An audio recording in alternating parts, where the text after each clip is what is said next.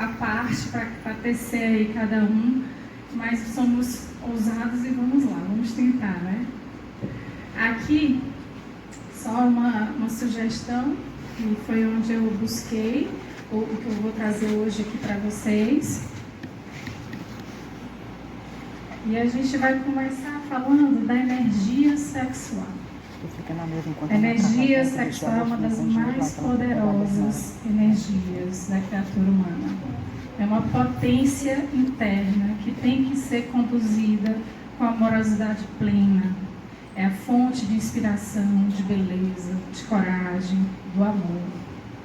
E deve ter expressões, as suas expressões canalizadas também para os ideais de sustentação da cultura, da filosofia, da ciência, da religião.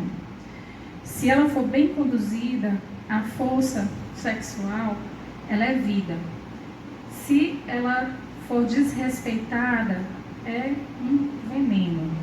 E esse caminho é estreito, esse limiar aí é estreito. A gente tem que saber se portar, a gente tem que saber se conduzir para conseguir fazê-la, na verdade, a favor de nós, a favor da nossa evolução.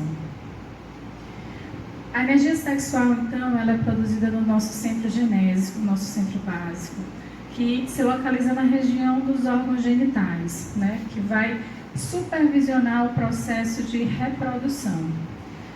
Na verdade, lá é o santuário do sexo, é o templo modelador das formas e de estímulos criadores. Vai ser governado esse centro pela mente e vai ser encarregado do Ministério Sagrado da Reprodução, não podendo ter seu uso indevido. Qualquer desvio sexual causa um desequilíbrio desse centro. E boa parte das vezes, esses desequilíbrios sofrem influência de espíritos obsessores. A gente vai ver mais adiante. Então, é a função biológica para a continuidade da vida, né? E foi importante que acontecesse de forma que os seres se procurassem. Então, para que ocorra essa atração, os hormônios proporcionam sensações. E os sentimentos vão proporcionar emoções. E isso é necessário, porque assim os seres vão se buscando e vão dando continuidade à vida aqui no nosso planeta. Os indivíduos que já transitam no equilíbrio, eles vão ter mais emoções do que sensações. O sexo, então, passa a ser realmente um santuário da vida, um altar de bênçãos, e por isso deve obedecer código de ética moral. Mas, como a gente falou, ele também pode ser um fator de desequilíbrio. E é fundamental que a gente consiga conservar essas energias sexuais agora, através da nossa vida saudável, canalizando essas forças psíquicas para a construção do amor, que isso, na verdade, vai ser uma forma de guardar essas energias para o futuro, para que a gente tenha nossa proteção espiritual, inclusive na velhice. A função sexual, ela tanto pode ter seu desequilíbrio quando ela é inibida ou quando ela é mal conduzida, desregradamente, em excesso. E em relação a isso, historicamente, as religiões foram estabelecendo regras, né? Elas precisavam manter algum código de ética, de conduta, né, frente à questão sexual, e, de certo modo, foram rígidas e acabaram trazendo regras castradoras, preconceituosas, que, em oposição a isso, desde ali pelos anos 60, 70, que a gente teve a revolução sexual, já aconteceu o extremo contrário, né?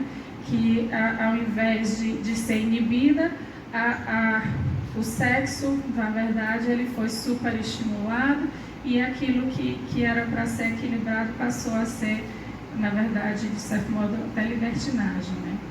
Então, o comportamento sexual equilibrado, ele vai estar aliado a uma higiene moral, ao respeito, para que a pessoa possa realmente ter saúde e bem-estar. O Divaldo, ele fala uma frasezinha que diz que existência se transformará naquilo que elaboras mentalmente. Assim somos nós com o nosso comportamento sexual. Aquilo que a gente elabora dele vai ser nossa existência, né? Chico Xavier fala que não pode haver nenhuma castração, nenhuma liberdade irresponsável, nem punição ao organismo, nem liberação total que nos leve a um desequilíbrio. Então, nossa missão é o caminho do meio. A gente precisa, isso já palavras do Divaldo, transubstanciar o conteúdo energético na sua finalidade, derivando para a criação, para a reprodução, para a construção. Lembra que a gente falou que essa energia, ela está relacionada, essa energia sexual, ela está relacionada ao poder criador, ao poder da inspiração, da coragem. Então a gente pode sim canalizar isso, além da reprodução, para a construção. E construção, inclusive, de ideais. Essa finalidade, na verdade, é o que compõe as funções genésicas, né? De procriar, de construir, de reconstruir, de vitalizar. Não necessariamente formar novas formas biológicas, mas também de cultivar nesses ideais que são de criação de vida. De vida, que é a divindade através de nós, né? Agora, a canalização de energia, que faz parte do processo de evolução, né? Quanto mais aprimoramento dos nossos recursos espirituais, mais a gente consegue canalizar essa energia e é possível, inclusive, atingir uma sublimação sexual. Aí deve ter gente se perguntando, nossa, ela veio aqui dizer que a gente tem então que sublimar, ficar todo mundo em abstinência. Calma, não é bem isso, até porque sublimação sexual é diferente de abstinência. Às vezes a pessoa está em abstinência sexual, mas ela não tem, ela está sofrendo um verdadeiro tormento por esse motivo. É algo que está sendo imposto, não é algo natural, não é algo que foi conquistado, né? A castidade, então, nesse caso, ela pode não ser por uma opção consciente. E eu trouxe aqui o exemplo de Dr. Bezerra.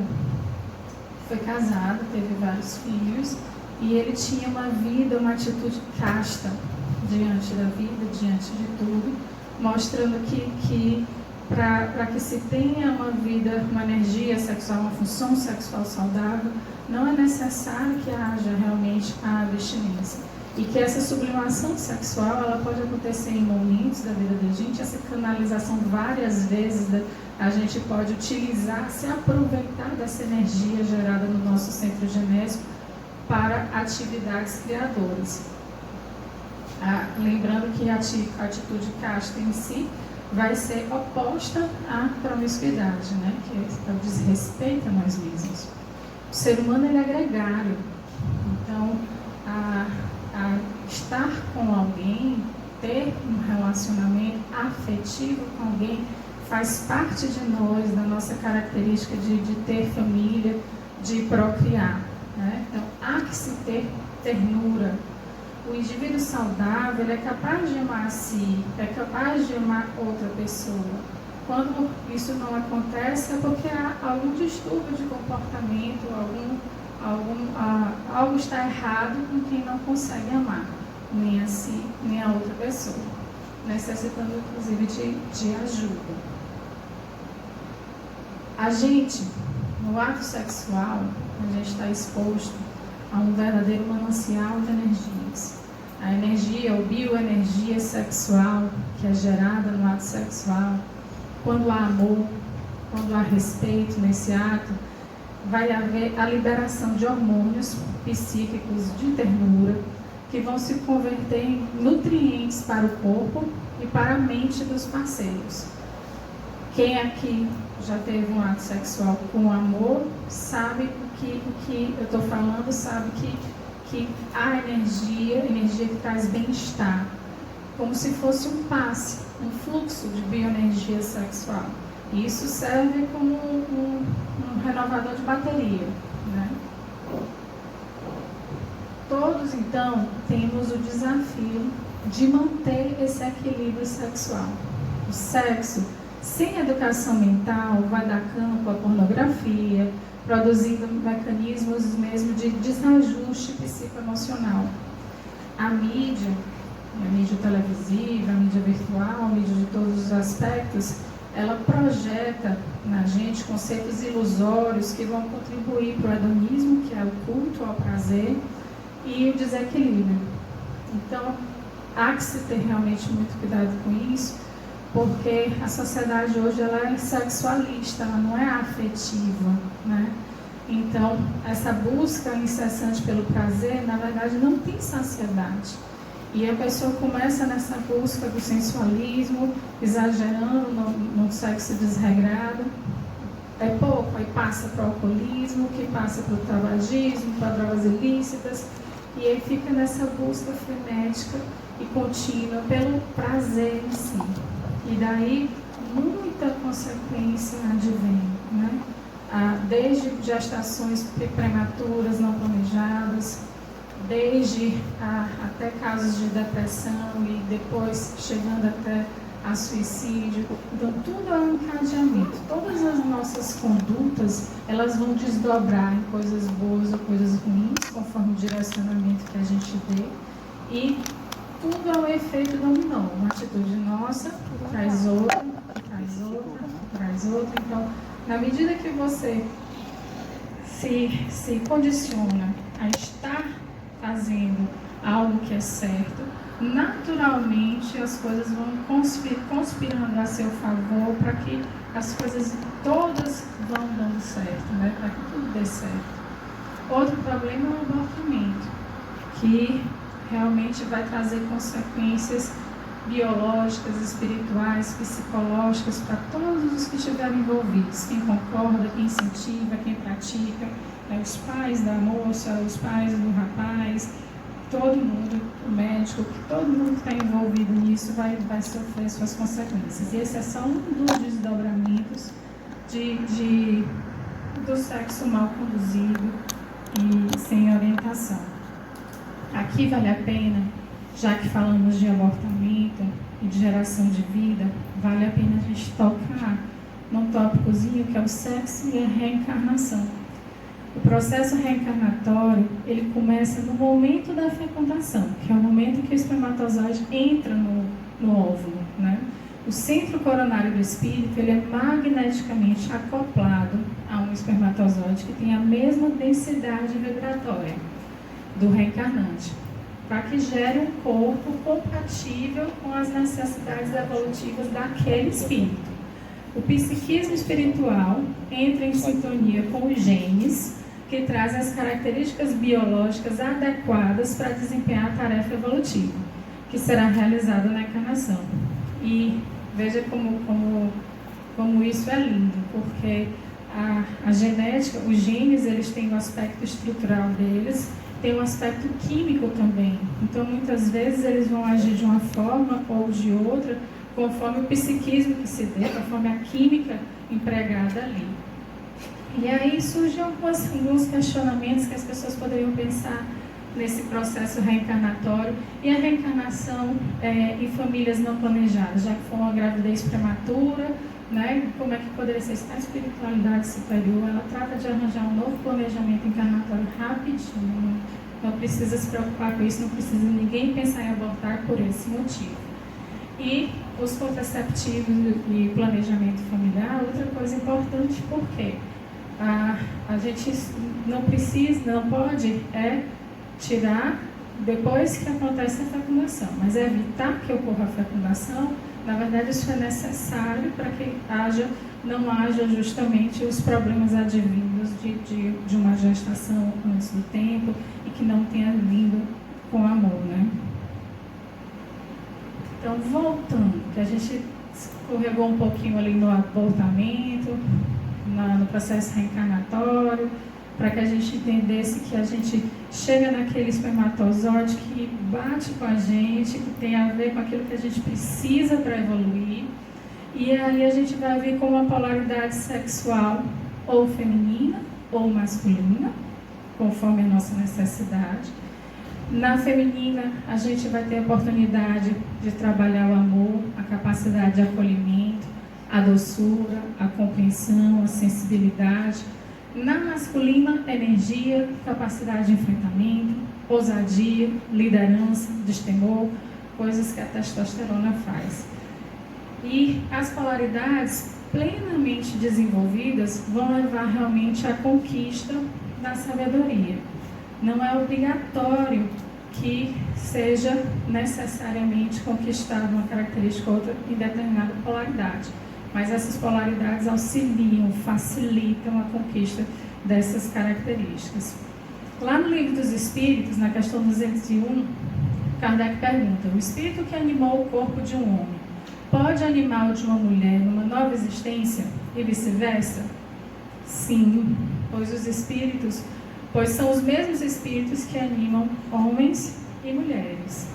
Então, tanto pode vir homem como pode vir mulher, vai depender da necessidade. Quando somos espíritos, preferimos encarnar no corpo de homem ou no corpo de mulher? Aí eles falam, isso pouco importa para o espírito, depende das provas que ele tiver que sofrer. Olha, aqui encarnado, a gente tem essa preocupação de sexo masculino e sexo feminino, porque isso faz parte da nossa vida aqui encarnado. Lá nos espíritos não tem sexo.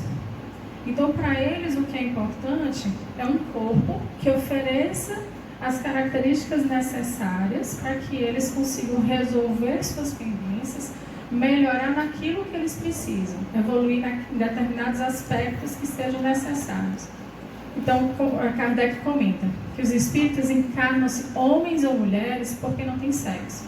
Como devem progredir em tudo, cada sexo, como cada posição social, oferece-lhes provas e deveres especiais e novas ocasiões de adquirir experiências. Aquele que fosse sempre homem só saberia o que os homens sabem. Ainda, o espírito pode realizar grande parte da sua jornada em um mesmo sexo, se for da preferência dele, desde que ao longo dessas reencarnações ele consiga desenvolver os valores evolutivos da outra polaridade sexual. Se não desenvolver as duas polaridades, ou principalmente a que eu grifei, se desrespeitar o sexo oposto, haverá um redirecionamento desse programa. E ele vai ter que alternar experiências no corpo físico em um sexo ou em outro, a fim de que os valores sejam realmente assimilados de forma igual das duas polaridades. E aí um exemplo de desenvolvimento equilibrado das duas polaridades é a Joana de Ângeles. Nos últimos 2000 anos, nas encarnações todas que a gente tem notícia dela, nos livros, são todas do sexo feminino. E para que determinadas características aflorem, ela mostra isso, que o ser não necessariamente vai ter que reencarnar em um sexo específico. Ela mostrou para a gente, pela história dela, que ela consegue ter a disciplina rigorosa aliada à ternura maternal. Então, podemos sim conquistar as características da polaridade oposta, estando numa outra polaridade. O fato de ter a testosterona ajudando é uma força, uma coragem a mais, mas a mulherada também pode ser corajosa, sim, por exemplo, né? E a orientação sexual? O que a espiritualidade fala pra gente da orientação sexual? A gente pode dividir, então, as orientações na heterossexualidade, que seria a convencional, um aprendizado sexual relacionado à perpetuação da vida biológica. A gente pode falar da homossexualidade, estrutura anatomofisiológica que não corresponde ao perfil psicológico de escolha de parceiros afetivos sexuais. A bissexualidade, que é o interesse em se relacionar ora com o mesmo sexo, ora com o sexo oposto, que é diferente de hermafroditismo.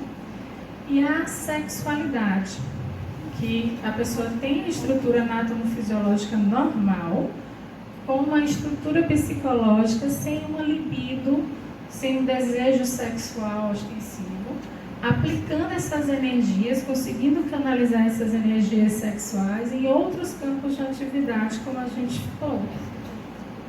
E aí, um exemplo clássico disso é Chico Xavier. Chico Xavier era quase um ser assexuado, né? Ele conseguia ter a sexualidade. E tem, não sei se todos tiveram acesso já a essa historinha, mas é interessante que Divaldo conta, ele quando estava na sua juventude, aflorando os hormônios masculinos e começava o desejo e o tormento, né? E ele querendo se manter casto, ele foi atrás de Chico Xavier e perguntou: Chico, como é que se faz agora nessa situação? Qual é o caminho? E aí Chico, tranquilo, mineirinho, foi explicando que quando aconteceu com ele, Emmanuel deu algumas sugestões. Falou: olha, Chico, você é como se fosse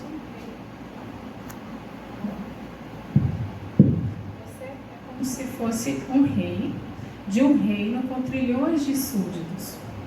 E imagine que lá no centro genésico está havendo uma rebelião desses súditos querendo comida.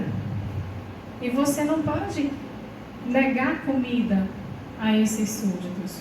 Você tem que oferecer.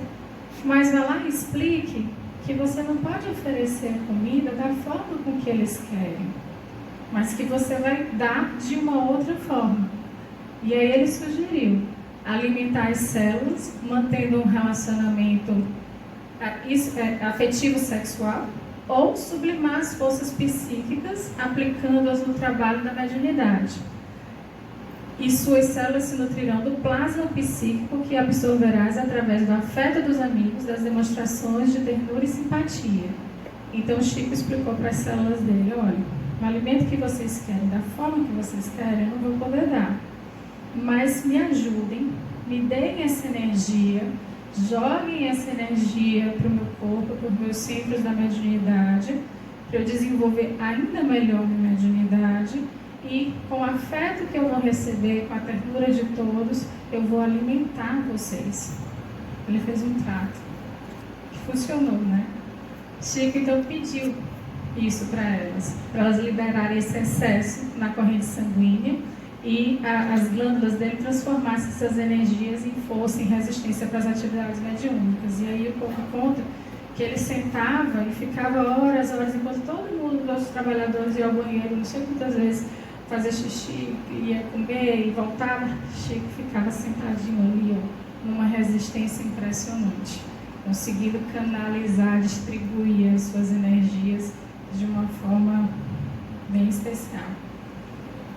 A divindade, ela nos coloca no contexto de gênero sexual que a gente necessita para superar as nossas dificuldades.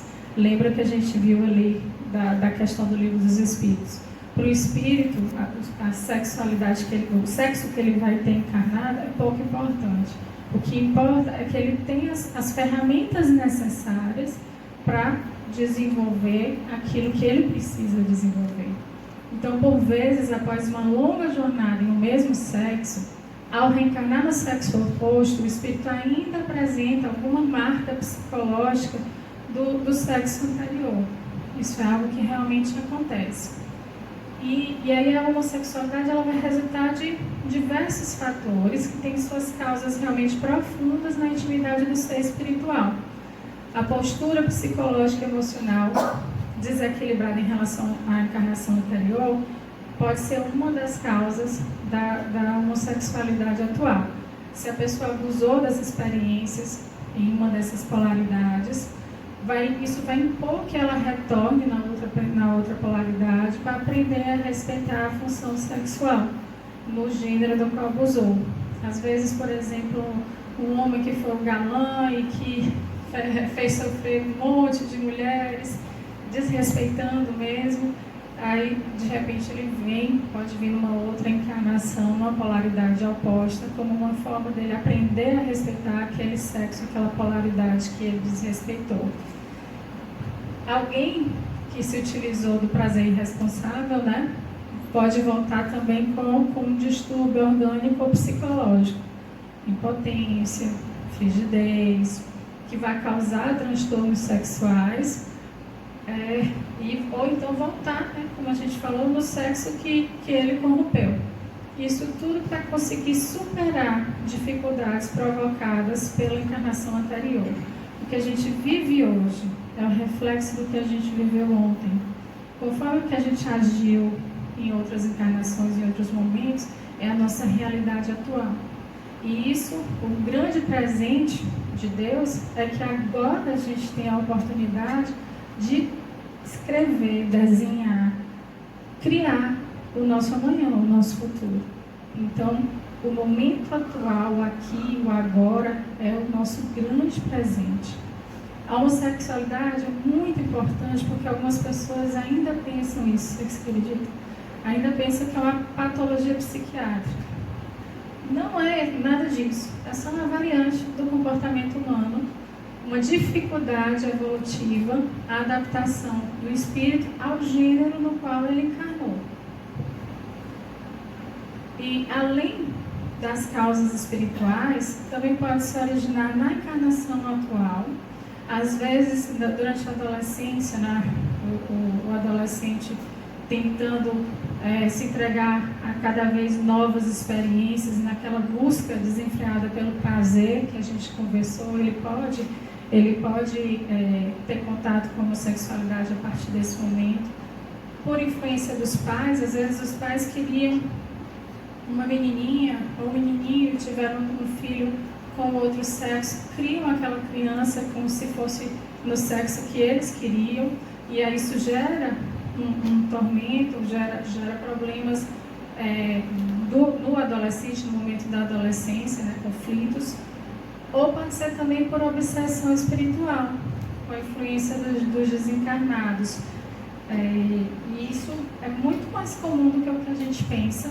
Tem até a história de um homem que, casado, com filhos, e que durante a vida dele ele tinha inclinações, pensamentos homossexuais, mas que casou, teve filhos, talvez até, pelo que ele contou na assistência fraterna ao Divaldo, talvez tenha sido até uma forma dele conseguir passar despercebido, mas um espírito do passado encarnatório dele, e que ele tinha sido amante num relacionamento muito conflituoso. Ele era a mulher na encarnação passada e o outro espírito, o homem, o amante. E eles não tiveram um relacionamento tranquilo, e agora esse amante tinha vindo atrás dele, ele que agora estava encarnado como homem, para um acerto de contas. Mas esse espírito obsessor, ex-amante, fez com que ele fizesse uma série de desregramentos sexuais, e ele buscou a prostituição, assim, foi atrás do comércio sexual, né? E não foi ele que se prostituiu, mas ele ajudou pessoas a se prostituírem. E ele chegou nessa situação para o Divaldo. O Divaldo, então, orientou aquilo que a gente orienta na casa espírita, né? Da desobsessão, dos passos, da prece, do estudo. Ele foi melhorando, mas o Divaldo sentia uma energia diferente, estranha, toda vez que ele estava lá, até que conseguiu pegar esse obsessor, pegar, que eu digo, captar e conversar com ele. E o obsessor disse: olha, já que eu não consigo lhe atingir pelo seu padrão mental, então eu vou fazer com que você se sinta mal perto dele e pare de ajudar. Eu não quero que você ajude ele, porque ele é meu, eu preciso resolver isso com ele. E aí, Divaldo, os espíritos, a equipe toda, todo mundo se mobilizou então para ajudar. E o que eles fizeram? O que a espiritualidade superior fez? Fizeram este espírito obsessor reencarnar com o filho dele. Então veio como filha, e aí Divaldo até falou: olha, arranjamos um jeito que você vai receber muitos abraços e beijos da sua amada. Mas não é do jeito que você pensa. De início ele ficou bem chateado, mas veio como filha, e eles conseguiram então resolver, através desse amor paternal, filial, essas pendências de existências passadas e que tinham levado a um processo obsessivo sério na encarnação atual. Então, o sexo e relações amorosas, eles são moldados pelas decisões atuais, pelas decisões do nosso passado reencarnatório e pelo contato com os espíritos também. Há interferência desses espíritos na nossa vivência sexual. já que a percepção mediúnica, e todos nós somos médios, uns mais, outros menos, mas todos somos, nos faz acessar a dimensão hiperfísica e absorver as energias em diferentes níveis de frequência. Então, eles se influenciam bastante a gente. Qual é a proposta da doutrina espírita para o homossexualismo, então? Eles falam que o direito de experimentar o amor e o sexo pertence à consciência de cada um, com livre-arbítrio, né? A pessoa de comportamento homoafetivo pode manter um relacionamento saudável com o parceiro elegido. Cada um vai responder pelo comportamento que decidiu adotar. Quando ele fala com o parceiro elegido, é porque a promiscuidade é que está relacionada muitas vezes ao desregramento, né? O que se quer é que haja amor. E não dá para haver amor quando há múltiplos parceiros, quando a busca é pelo prazer e não pela afetividade. O que precisa mudar, isso vale não só para homossexuais, é para heterossexuais, é para todos nós. O importante é que a gente esteja eternamente buscando afeto, amor, e não o prazer em si. O Espiritismo, ele não condena as escolhas individuais. O papel do Espiritismo é orientar, explicando a questão em seus vários aspectos e apresentando soluções para facilitar a caminhada rumo à felicidade. Então, os espíritos nobres, na verdade, eles não admitem qualquer forma de preconceito. O ideal seria que o espírito conseguisse se adaptar plenamente ao corpo que ele serve de instrumento, né? Sintonizando sua postura psicológica aos hormônios que produz. Lembra que a gente falou que a gente vem exatamente com o corpo que a gente precisa ter para o trabalho planejado para aquela encarnação. Mas, às vezes, a heterossexualidade para algumas pessoas pode ser algo inteiramente inviável para aquele indivíduo. Então, nesse caso, o ideal também seria que ele optasse pela abstinência, não aquela abstinência forçada. Era no aspecto de conseguir sublimar e conseguir canalizar suas energias para outros objetivos nobres. Se isso também não for possível, então que ame alguém, que escolha um parceiro e mantenha um respeito, uma vida afetiva, amorosa. E a sugestão que eles dão para uma vida feliz àqueles que transitam na homossexualidade é que evite o modismo esdrúxulo do sair da rotina. Assim, isso, eu estou falando aqui dos homossexuais porque eu estou no tópico dos homossexuais, mas serve para todo mundo. Às vezes a pessoa quer sair da rotina naquela busca incansável de experimentar, se expondo a coisas que não vão lhe trazer felicidade, que vão, na verdade, lhe desrespeitar. O problema é que as pessoas se respeitam pouco. Não se exponham, então, à conduta sexual perturbadora, com banalização do sexo, com a promiscuidade, com adultério, com o sexo pago, que isso vulgarize as forças espirituais. Então, respeitar o parceiro, viver com saúde, buscar a afetividade e não o prazer. Evitar o confronto com aqueles que não o compreendem, né? É inútil. É inútil uma atitude autodestrutiva na ânsia de ferir e dar uma resposta à sociedade. A paz é sempre o melhor caminho. Nenhum desafio existencial vai ser solucionado com uma exibição dos dramas íntimos. Ninguém deve impor a sua orientação sexual como se ela fosse um comportamento que todo mundo devesse reproduzir. E aí vem um recado aos pais. A gente recebe os filhos que a gente tem necessidade para evoluir. Jamais chega às nossas mãos o fruto da sementeira que não nos pertence. Os pais, eles têm a responsabilidade de ajudar a criança quando identificarem nela uma dificuldade de adaptação ao gênero que encarnou. A vida tem uma finalidade superior, o sexo é apenas um desses departamentos da existência humana. O espírito reencarna não para fruir as alegrias da vida, de forma irresponsável, e sim para construir o bem. E isso serve para qualquer orientação sexual. Esse aqui eu fiz questão de grifar, porque é assim: eu quero ser feliz, eu quero ter um bom emprego, eu quero encontrar alguém que me faça feliz, eu quero... Quando a gente pensa em felicidade, todo mundo pensa isso, né? Dinheiro no bolso, o sossego, que é o sossego do mundo externo, né? Não o sossego da nossa consciência. E às vezes a gente cria nossos filhos dessa forma. É fundamental que a gente construa, na verdade, os valores diferentes.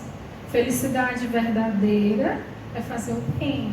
Felicidade verdadeira é construir algo de bom para as pessoas que estão à sua volta, para si. E isso também em relação à orientação sexual. Canso de ver pais e mães, e às vezes exemplos muito próximos a nós, né? Às vezes na nossa família a gente vê que os pais dão aquele monte de camisinha ao carnaval. Pronto. Carnaval, a gente na estrada já recebe um kit de camisinha para o carnaval. Mas isso não é exatamente uma educação sexual. Com isso você vai prevenir doenças. Mas e o lado espiritual? É a banalização do sexo. É o sexo pelo sexo. Numa festa dessas, nada contra carnaval. Eu estou fazendo contra a banalização do sexo. O sexo sem compromisso, o sexo sem amor. Porque aí a gente está vendo aqui as repercussões que isso vai trazer para o espírito. Então não basta dar uma camisinha para o filho. Tem que explicar mais para ele. Tem que explicar que ele precisa fazer aquilo com amor. E não da forma que se é, na verdade, hoje em dia ainda. Então, se ao atingir a maturidade o filho fizer uma escolha diversa, ame-o sem reservas. O amor é a melhor ferramenta para a educação e a solução vai ser amar sempre. Porque você pode não saber o que fazer, mas se você puser amor, aos pouquinhos a intuição vem vindo e você vai sabendo conduzir a situação para que o seu filho, dentro da homossexualidade dele, não tenha conflitos, problemas, tormentos sexuais que podem levá-lo a uma vida infeliz, uma vida difícil. E o recado aos trabalhadores da casa espírita: a casa espírita é filosoficamente a casa de Deus. Todos nós, trabalhadores da casa, temos os nossos débitos e devemos nos acolher e nos entreajudar. Exercitar a fraternidade sem puritanismo, né, que tudo condena, e sem liberalismo, que tudo permite. A gente tem que proibir o erro, e não aquele que falha. Ninguém deve ser expulso, né, entre aspas, da casa de Deus. Porque às vezes nós próprios dentro do centro, a gente marginaliza alguém de uma conduta que a gente condena. Nós não estamos lá para julgar ninguém. Pessoas de qualquer orientação sexual, inclusive, podem ter condutas sadias ou reprochadas. E a gente tem que evitar ser o vigilante da vida alheia. Quem vigia muito os outros denuncia a existência de conflitos semelhantes em seu mundo íntimo. Então, que a gente realmente entenda o nosso papel de acolher, lembrar de Jesus, que frente à mulher adúltera, ele perguntou à mulher: cadê os que te condenaram, né? Nem tão pouco eu te condenarei. Vá e não peques mais. Então, se Jesus agiu assim, quem somos nós, né? O único slide sobre transexualidade que eu sei que vai ser falado aqui, né? A Dora já está de olho aqui em mim. Aprendendo. Modificação cirúrgica, né, da genitália, não é do sexo. Ainda há algumas pessoas que pensam que na cirurgia vai ser trocado o sexo. Não troca o sexo, troca a genitália externa, né? Havendo uma amputação ou uma reconstrução desse órgão, né? Na tentativa de driblar aquela lei da natureza, experimentando, e a pessoa muitas vezes faz isso para experimentar sensações que a vida lhe negou. Seria isso aí, entre aspas, também. Então, é um procedimento, qualquer procedimento de modificação do corpo vai provocar um distúrbio nessa e encarnações futuras. Lembra que o corpo físico está intimamente relacionado ao nosso perispírito, que é o nosso modelo organizador biológico, e qualquer alteração em um e em outro vai ter repercussão e vice-versa também. Então, sem conduta discriminatória, a gente tem que ficar atento que todos nós sofremos as consequências desses nossos atos. Isso não deixa de ser, de certo modo, uma violência àquele corpo que você reencarnou. E pior é que, muitas vezes, isso é feito com uma finalidade erótica em si. E não porque a pessoa se sente bem, simplesmente bem naquele corpo da outra polaridade, mas é porque quer utilizar aquilo com uma finalidade erótica. E isso vale também para os heterossexuais que fazem muitas modificações do seu corpo pensando da mesma forma. Como uma prova imposta, seria melhor a sublimação sexual. Eu estou falando essas coisas da sublimação sexual e tal, porque isso é que naquelas fontes, naqueles livros, foi o que eles falavam de ideal. Eu sei que para muitos de nós, para mim que sou casada, não é a realidade, né? Mas que é a proposta deles, né? E nós, um dia, enquanto espíritos do outro lado, a gente vai chegar a isso, a não sentir mais essa necessidade, porque de fato lá não teremos o sexo em si. O ser humano, ele tem o direito de exercer sua sexualidade conforme lhe aprouver, mas quando procura sublimar suas aspirações sexuais e canalizá-las dentro de padrões ético-morais, terá muito mais plenitude. Sublimação é diferente de abstinência, volto a dizer, não adianta ficar abstinente e estar em conflito. Melhor praticar um sexo equilibrado com amor. Se o indivíduo não tiver resistências para optar pela abstinência saudável, sofrendo o perigo de um transtorno psicológico perturbador, é melhor que busque amar. Tanto a canalização das energias para causas nobres, quanto a vivência de um relacionamento saudável, fundamentado no amor, são terapias para a alma, imersa nessa experiência de sexualidade em processo regenerativo. É indispensável, para que se consiga essa regeneração da sexualidade, evitar as imagens e outros estímulos sensoriais que instigam o afloramento dessas inclinações negativas do passado. Sabe aquela coisa que os olhos não veem, o coração não sente? Se a pessoa está ali cedendo à sociedade sexualista, com programas de televisão sensuais, com programas na internet sensuais, com mensagens de teor deseducativo, com companhias perturbadoras, com lugares com pessoas repletos de pessoas aturdidas pelos conflitos sexuais, que tem um mundo virtual, que recebe aquele monte de pornografia e se compraz naquilo ali. Isso vai gerando um ambiente psíquico favorável a distúrbios sexuais, uma porta aberta a essas mensagens que se recebem. Vejam, não só do ponto de vista sexual, mas, por exemplo, quando vem uma notícia triste no seu WhatsApp, aquilo não lhe deixa triste? Quando vem uma mensagem bonita, que traz paz, aquilo não lhe traz alegria, não lhe causa esse sentimento positivo? Da mesma forma, se receber pornografia, vai estar envolvido naquele ambiente psíquico também. E o casamento homoafetivo? Já que a união moral se efetiva na vivência do amor, por que não legalizar? Né? Por qual razão não permitiríamos que seres humanos tenham direito a tornar legal aquilo que o sentimento já consagrou?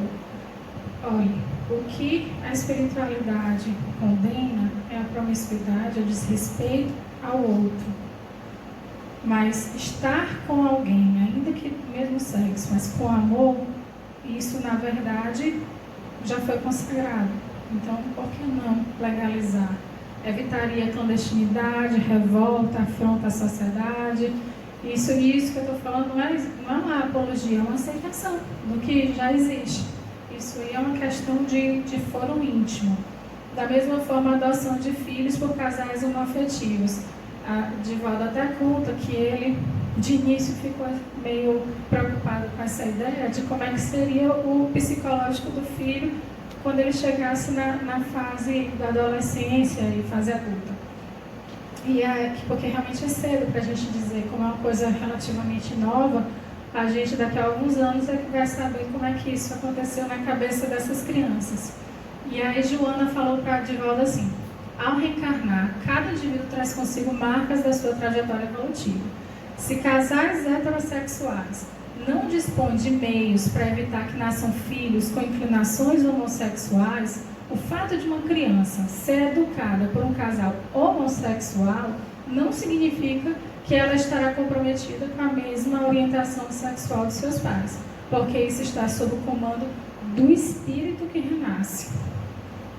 Então, a adoção, fundamentada no amor, é um gesto, na verdade, credor de muito respeito e admiração. Por quê? Porque vai reduzir o número de crianças abandonadas, vai trabalhar também a dimensão afetiva daqueles pais que, quando chegam ao ponto de querer adotar um filho, tem uma carência, uma necessidade afetiva que precisa ser realmente trabalhada. Então, por que não adotar, né? Vai ajudar crianças que possam estar em situação de miséria e abandono. A maioria dos conflitos humanos, então, pessoais e coletivos, tem no sexo a gênese essencial. Alguns autores até falam que as guerras começaram numa função sexual desvairada, até chegar numa guerra. O que se transforma em buscas equivocadas e comportamentos disfuncionais, agressivos e criminosos. A gente tem as nossas necessidades reais e as nossas necessidades imaginárias. As reais, elas são pertinentes à nossa evolução.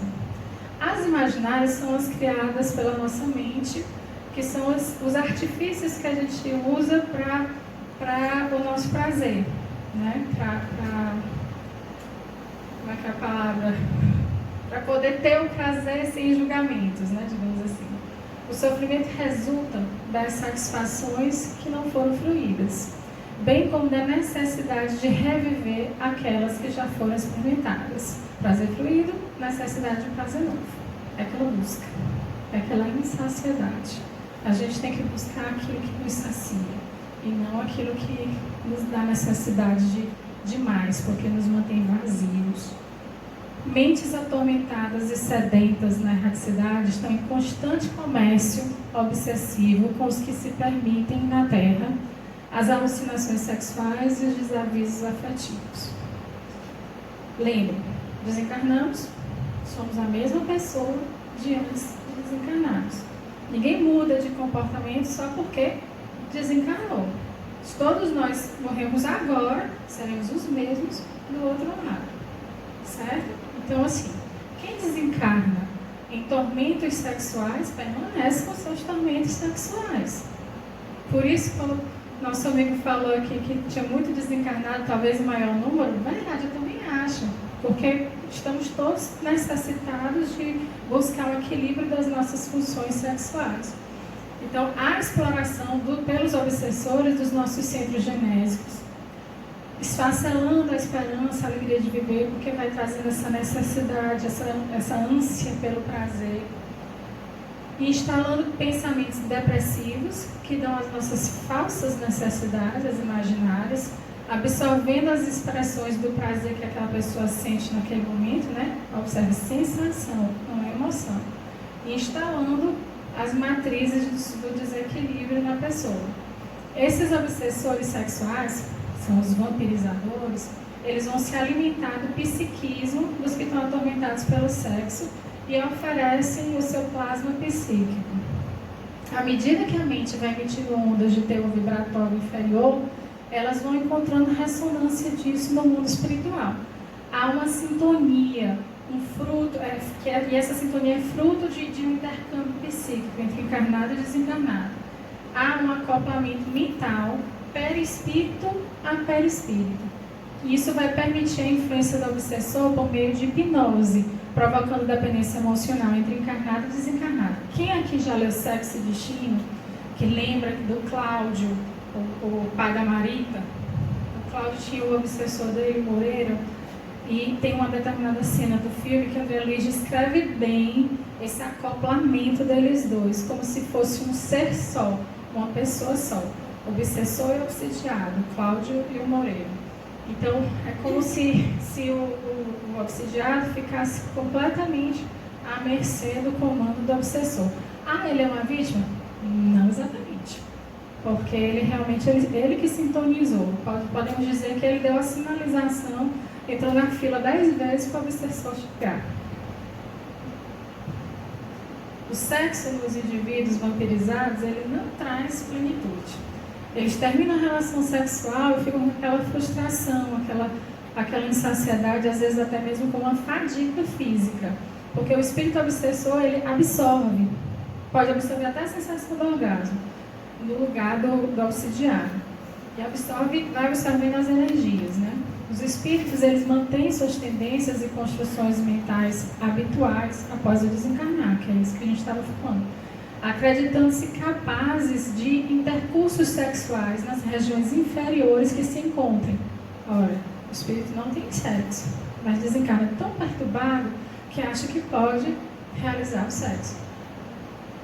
Como efeito da condensação de energias mentais viciosas no perispírito. Por serem mais mentais do que físicas, essas relações para eles são frustrantes e perturbadoras, levando mesmo à loucura, à perversão. E aí lá no livro dos Espíritos, Kardec pergunta: os espíritos têm sexo? Aí ele fala: não como entendeis, porque os sexos dependem da constituição orgânica. Há entre eles amor e simpatia, mas baseado na afinidade de pensamentos ou de sentimentos. O ser viciado em sexo, ele vai buscar o convívio de espíritos semelhantes, né? Quem não pode oferecer esse prazer para eles, essas sensações para eles, ele vai se afastar. Há locais em regiões inferiores que são vinculadas a essa promiscuidade e à prostituição que existem no mundo físico, e onde os seres encarnados e desencarnados vão cambiar essas emoções e sensações. No livro Sexo e Obsessão, de Manuel Filomeno de Miranda, ele fala da cidade perversa. Essa cidade espiritual, nas proximidades aqui da Terra, tem mais de 1 milhão de desencarnados e o tempo inteiro em orgia irrefreável, desfiles diários, com carros alegóricos. Esses carros alegóricos em forma de órgãos genitais, assim, é um verdadeiro bacanal ambiente, né? E isso em completa sintonia com locais aqui do nosso planeta, com encarnados, para vocês verem que essa relação é realmente muito estreita e que a gente tem que estar, de fato, policiando. Tem inclusive a frase do Divaldo: diz-me o que pensas e te direi com quem estás. Diz-me o que desejas e eu te direi quem está ao seu lado. É exatamente isso. Dependendo das nossas aspirações, a gente vai atrair um ou outro. Aquele que tem bons anseios, que está motivado no bem, ele vai atrair para ele aqueles que querem esse mesmo progresso, da mesma forma contrária. Nossas aspirações inferiores, elas vão atrair os espíritos inferiores que vão se tornar comensais da nossa vida, participando da nossa realidade psíquica, influindo no nosso comportamento, no nosso equilíbrio, na nossa saúde e na nossa necessidade de paz. Lembre-se de que o problema está no seu psiquismo e não no seu corpo. Muita gente pensa que os transtornos sexuais são problemas dos órgãos genitais, da área do corpo sexual. Mas não, é a mente que comanda isso. O nosso problema está na mente. É claro que há as exceções, né? Alguém que fez uma cirurgia mutilante e que por um motivo ficou sem a genitália ou algo assim, é outra história. Mas eu estou falando dos distúrbios sexuais causados pela mente, que são realmente os mais comuns. Dizer que que é o corpo que pede determinadas posturas, é realmente uma tese falsa. Quem solicita insistentemente os prazeres ilusórios é a mente viciada. A força do psiquismo é tão grande que eu trouxe para vocês um exemplo do HIV. O macaco verde é um macaco que era o portador do vírus HIV inicialmente lá na África. E as nativas das tribos andavam, inclusive, com esse macaquinho pendurado no ombro, como se fosse um bichinho de estimação. E claro, por vezes aconteciam acidentes, como acontece hoje com os nossos cachorrinhos. E mesmo quando elas se contaminavam, a doença era uma doença diferente da doença que a gente tem hoje. A relação entre o psiquismo e o físico, que é demonstrada na psiconeuroendocrinologia, ela é tão grande que a mente viciada ela consegue lançar toxinas psíquicas na estrutura dos órgãos sexuais e que, devido à promiscuidade sexual, o HIV foi sofrendo interferência desse psiquismo humano, foi se potencializando e começou a ter um alto poder de destruição das células de defesa do corpo, que é o que a gente observa no HIV hoje. Isso tudo fortalecido pelo nosso psiquismo humano, que ainda não está do jeito certo, né? A utilização promíscua e irresponsável do sexo vai gerar distúrbios morais, sociais, emocionais profundos. E esses transtornos, eles acontecem por falta de amor, pela ausência do amor. Joana diz que o sexo sem amor é como sede de água do mar. Quanto mais se sorve, mais sede se tem, porque a água é salgada. Os transtornos, eles podem acometer pessoas de qualquer orientação, e exemplos são a compulsão sexual, a frigidez, a impotência, transtornos orgásmicos, as parafilias. Quais são elas? Zoofilia, a pessoa pensa em atos sexuais com animais, sadismo, envolvendo o sofrimento do outro, masoquismo, envolvendo o sofrimento próprio, a pedofilia, e aí vale a pena a gente parar um pouquinho aqui na pedofilia, porque é uma coisa que realmente vem de afetos mal resolvidos do passado, às vezes até nessa própria vida, né? No livro Sexo e Obsessão, que eu acabei de falar, tem um exemplo do padre Mauro, que ele foi abusado durante a infância.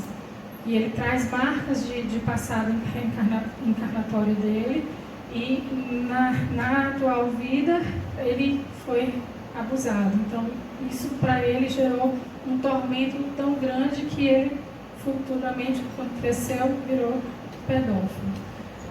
E em nenhuma hipótese o indivíduo deve ceder essa atitude. É crime hediondo, é cruel, é covarde. Uma vida humana abusada é uma vida humana destruída. Naquela encarnação, pelo menos, a reabilitação é algo muito complicado. Os psicólogos aqui presentes podem dizer isso melhor do que eu, porque a marca psicológica numa criança abusada é realmente profunda. Mas a boa notícia, essa coisa pesada, né? Vencendo os transtornos sexuais. Aí a gente pensa em Jesus. Os transtornos sexuais, assim como qualquer dificuldade, podem ser vencidos com empenho contínuo. É só uma questão de direcionamento mental. A assistência psicológica e psiquiátrica são necessárias para todo mundo que tenha um conflito sexual.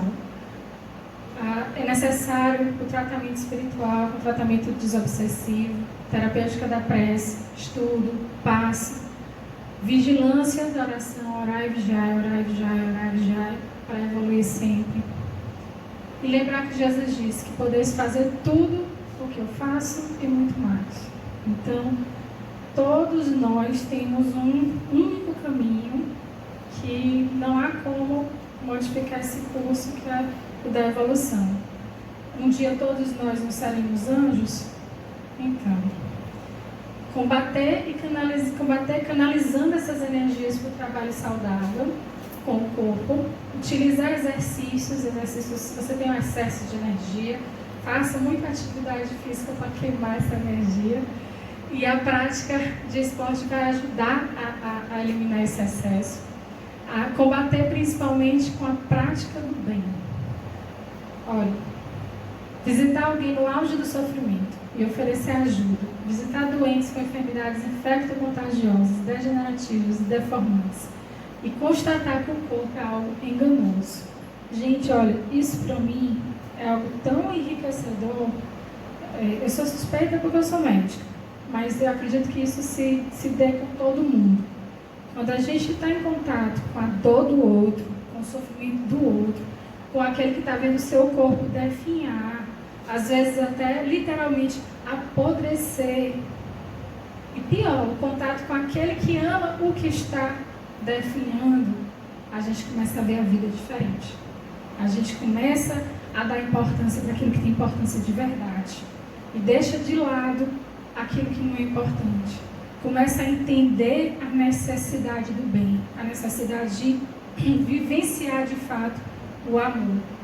Lá no Evangelho está lá escrito: é na caridade que deveis procurar a paz do coração, o contentamento da alma, o remédio para as aflições da vida. Está lá escrito. A fórmula, receita. Tem muita coisa que a gente diz: isso não tem receita de bolo. Aqui é a receita do bolo. A gente tem. Então agradeça a Deus pela oportunidade de resgate e canalize suas forças para o bem. Só assim dá para vencer transtornos espirituais. E nós espíritas e o sexo? Qual é a nossa parte, o nosso papel? Todos os que vivenciam o sexo devem entender a necessidade da disciplina e da educação sexual. Se continuarmos a fazer o que fazíamos antes de sermos espíritas, em que o espiritismo influenciou as nossas vidas? Educar a mente, disciplinar a vontade, corrigir hábitos e utilizar-se do sexo como fonte de inspiração e reprodução, de criatividade e ação enobrecida sob o comando do amor. Aí não tem errado, não. Allan Kardec diz que o verdadeiro espírita deve dedicar-se a superar suas más inclinações. Más inclinações todos nós temos. Às vezes não é no lado sexual, mas é em outros. E qual é a nossa parte? É tentar superar, né? A reforma íntima, né? A busca de ser melhor a cada dia. Não está lá no Evangelho que a gente deve... o bom espírita é aquele que, dentro das leituras do Evangelho, consegue tirar aquilo que se refere a ele. A gente às vezes lê, faz o Evangelho lá, isso aqui saiu para você, tá vendo? Mas não, é pra gente. A gente tem que buscar o que está escrito ali, que é nosso. Nunca faça, essa frase de Joana, as ocultas aquilo que não faria as claras. Então ninguém escapa de si mesmo. Não dá para a gente ter uma máscara lá no centro espírita e por dentro ser outra coisa. Nem tudo que eu posso, eu devo fazer. A conquista da consciência, da razão, do discernimento capacita o indivíduo a viver da função sexual e não exclusivamente para ela ou sem ela. A aquisição da consciência aqui é um grande desafio. E alcança-se essa consciência pelo autoconhecimento e um profundo estudo de si mesmo, das nossas possibilidades, das nossas heranças ancestrais, de como utilizá-las, diminuindo as nossas heranças perturbadoras e ampliando as que vão constituir para a gente motivação de vida e de realização, tentando trabalhar os nossos recursos. Então é importante a gente ter em mente, principalmente, a nossa responsabilidade em relação àqueles que a gente se envolve, tá certo? Qual é o guia, então, de conduta? Quando chegar na nossa mente, nos painéis da nossa mente, os apelos de viciação, buscar oração, insistir. Lá no Sexo e Obsessão, o Padre Mauro fazia isso. Insistiu na obsessão e a ajuda chegou, o socorro chegou, ele conseguiu. Então, suprimir das conversas os temas vulgares, corrigir as inclinações mentais, visitar os enfermos, sim, isso aqui é terapêutico para a gente, não é para o enfermo, não. Em especial os que forem vítimas em decorrência de desregramento sexual. E confiar em Deus, dedicar-se à caridade. Sobre o amor, a gente quer muito ser amado. A gente quer achar uma alma gêmea, alguém que complete a gente, que faça todos os nossos caprichos, que faça tudo o que a gente quer. Esqueçam, essa é a pessoa, ela não existe, esse espírito não existe. Quem lhe preenche é você. Só a gente pode se preencher. A gente não pode ter expectativa no outro, não. Porque o outro ele tem as dificuldades dele. Ele também está precisando de alguém que o ame. Então que a gente ame. E não fique esperando ser amado. Não seja que ele venha a nós. Tudo para mim. Aquele amor egoísta. Não. Quem ama de verdade, ama. Se vai ser amado, é outra história. E aí no casamento, quando há o amor e o respeito no ato sexual, vão ser liberados hormônios psíquicos de ternura que vão se converter em nutrientes para o corpo, para a mente dos parceiros. Cultivar a amizade e o companheirismo. Lá no Sexo e Destino, André Luiz, junto com os espíritos superiores, conversando, eles estavam falando, lamentando os casamentos em que as pessoas não compreendem isso. porque não existe nada mais recompensador numa vida a dois do que aquele sentimento de um só, de parceria, de afetividade profunda, de tentar ser para o outro aquilo que deseja, né? Não importa saber se o parceiro é alguém eleito ou anti-reencarnado. Tem gente que pensa, como é que eu vou saber se aquela pessoa é a pessoa da minha vida? Não, gente. O importante é ver se tem afinidade para a formação e para a manutenção dessa parceria feliz. A pessoa adequada é aquela que vai causar em você emoções e não sensações. Construir um matrimônio nobre, fazendo-te sustentáculo da alma que elegeste. Que duas almas se compreendam como se fossem realmente uma só. Lá no Livro dos Espíritos diz que o casamento é um progresso na marcha da humanidade. Aquela história que o casamento está falido, isso é conversa de gente que está infeliz, tá bom? Na verdade é progresso, está lá no Livro dos Espíritos. Então, caminhando para a felicidade. Qual seria o caminho? Mudança de atitude mental, comportamento ético, disciplina, educação, vigilância, prece, caridade, amor. Tá acabando, viu? Penúltimo. À medida que a gente ama, os vasos se dilatam, facilitando a irrigação do coração. A alegria renova as células sob estímulo de substâncias que fomentam o equilíbrio, que fortalecerão o sistema imune, prevenindo infecções. Produz endorfinas, leucinas e imunoglobulinas de saúde. Isso tudo aqui não é misticismo não, tá? Está comprovado. As radiações que se opõem ao amor produzem reações semelhantes a descargas de elétrons e destrutivos que perturbam o equilíbrio psicofísico e propiciam campo para a instalação de doenças e contágio de micro-organismos. É aquela coisa, se você está com raiva, muito preocupado, você adoece, você gripa, você tem dor de estômago, você tem enxaqueca, enfim, você tem que estar bem para não deixar o seu psiquismo ir adoecer. Altera-se o mapa existencial das provas e expiações, tornando mais pleno e tranquilo. E experimenta-se a felicidade relativa que está destinada na Terra. Então, se a gente tem um momento de ser feliz nesse planeta, é justamente o momento em que a gente ama. Porque o amor será sempre a chave para equacionar todos os nossos desafios evolutivos. Então, trocando miúdos, ela toda, ama.